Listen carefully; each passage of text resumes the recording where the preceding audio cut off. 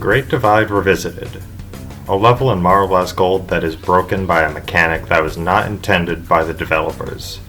In this video we will take a look at the current world record route, how it was found, and how it works. I'm HTX, and welcome back to World Record Breakdowns. But first, a little history. How was this route found? Like many new tweaks and routes, this was collectively found by okCobalt and Myrus using Randomity Rewind mod, a tasking tool that is used by many players in the community. okCobalt came up with a tweak idea that had the potential to save over 10 milliseconds, and would break the 8-second barrier.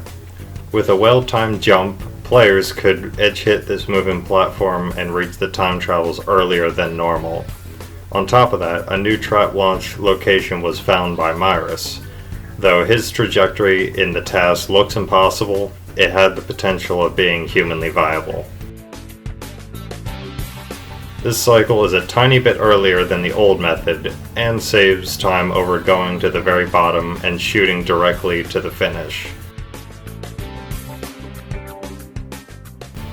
If you weren't aware, a trap launch is an unintended mechanic exclusive to the marbleblast games. Trap launches have the tendency of completely breaking levels, as you skip much more of the stage than what was intended.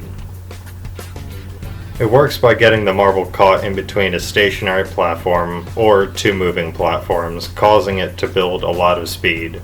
The results are not always the same though. It is FPS and position based with a bit of RNG. So it can take many tries to replicate an exact trajectory and speed that can be beneficial. The first run to showcase this new route was done by me on March 6, 2020 with an 8.008. The run was good, but I failed quite a few 7.9s. A few weeks later I managed to land the first ever sub 8 with a 7.992 after many hours of attempts. So let's take a look at the current world record run. For the start, I do not do any type of jumping. I just hold WD. This is important because I can't be too quick for the first edge hit. I start jumping once I leave the start pad. I roll for a brief moment here, then jump off the very bottom of this slope, which sets me up perfectly to clip this moving platform as it's coming to the end of its cycle. This gives me enough height to reach the next platform above. I tap WA to veer a little to the left and quickly go back to pressing WD. Using a well-timed jump, I can edge hit this moving platform, switch to WA, and get just enough height to reach the time travels. After grabbing the 3 time travels, I land on this descending platform while holding WD to cancel out a higher bounce. Making the cycle for this trap launch is super tight with this method. As you can see, I barely have time to do this, as the platform I need to be on is nearly ahead of me. Here, I sandwich the marble 50-50 in between this stationary and moving platform while holding W. It shoots me upwards fast enough to where I can get a bounce off the platform right above. Conveniently, my spin is perfect and slams me to the ground again with a right-handed angle, allowing me to avoid hitting the platform above a second time.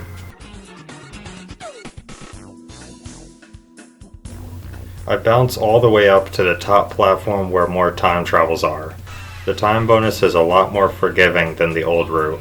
Here, I had about 1.2 seconds of time bonus remaining, while the old route only had about 0.2 remaining.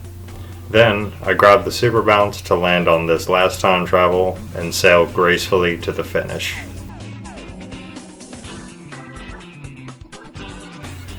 Overall, this route is pretty complicated but very flashy.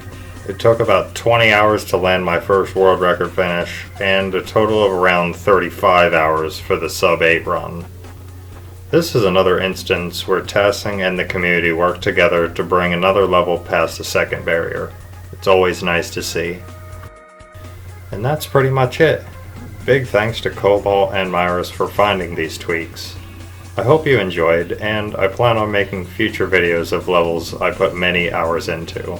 So, like and subscribe to see similar content. See you later.